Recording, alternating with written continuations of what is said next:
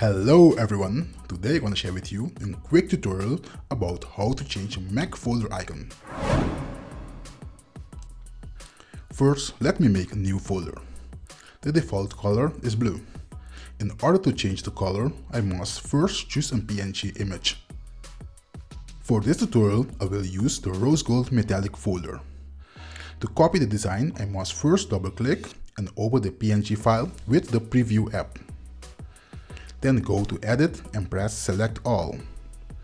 Then go to Edit and press Copy. Go to the folder I created, right-click on it and press Get Info.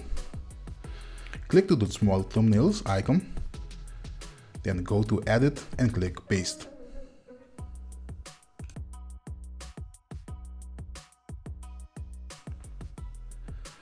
Congratulations, your new folder design is done.